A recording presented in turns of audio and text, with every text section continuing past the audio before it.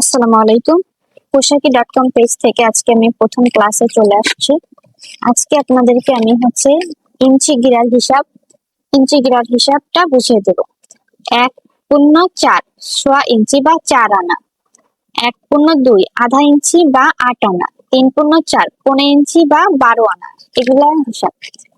তারপর যে ইঞ্চি হতে গিরার যে মাপটা সেটা আমরা দেখবো। এই যে ফিতাটা এখানে আপনার 60, ঠিক আছে, 60 ইঞ্চি মতো আছে। এই দাগটাকে ইঞ্চি বলা হয়। এটা ইঞ্চি। যে 1 ইঞ্চি, তারপর 2 ইঞ্চি, তারপর 3 ইঞ্চি, 4 ইঞ্চি, ঠিক আছে।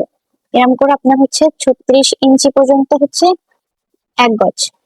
এতটুকু কাপড় 1 গজ, ঠিক আছে। তাহলে এখানে আমরা 2.1/4 মানে 1 গিরা, ইঞ্চি হতে গিরা 2.1/4, ধরেন 1/4, 2.2 সুতো, এটা 1 গিরা।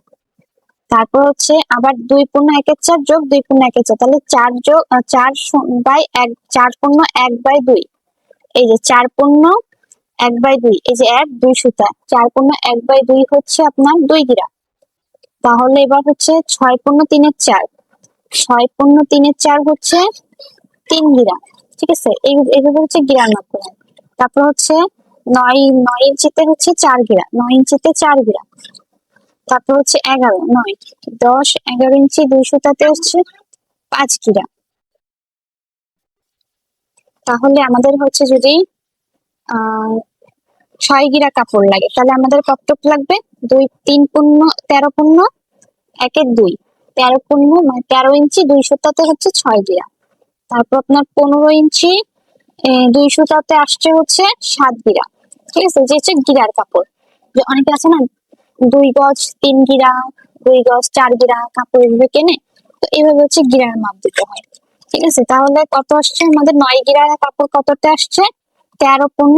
13 ইঞ্চি 2 সুতা, 13 ইঞ্চি 2 সুতাতে আসছে 6 গিরা বা 9 গিরা কাপড়, 6 গিরা কাপড়। আর 9 গিরা কাপড় আসছে আপনার 20.1/2, 20 ইঞ্চি 2 সুতো, 20 ইঞ্চি 2 সুতোতে আসছে 9 গিরা। এবার 21 ইঞ্চি 2 সুতোতে আসছে, 21 না 22 ইঞ্চি 2 সুতোতে আসছে 10 গিরা। আপনারা যারা লিখে নিতে পারেন একটা স্ক্রিনশট নিয়ে, ইঞ্চিতে গিরার মাপ লিখে নিতে পারেন স্ক্রিনশট দিয়ে। যারা আমার পেজে নতুন আছেন তাদেরকে অসংখ্য ধন্যবাদ। যারা নতুন ভিডিওটা দেখছেন তারা অবশ্যই ভালোবেসে ফলো দিয়ে রাখবেন, পাশে থাকবেন। এমন নতুন নতুন ভিডিও আমি আরো নিয়ে আসবো। ইঞ্চি হতে সেন্টিমিটারের মাপটা আমি কালকে দেখিয়ে দিব। আজকের মতো বিদায় নিচ্ছি। আল্লাহ হাফেজ।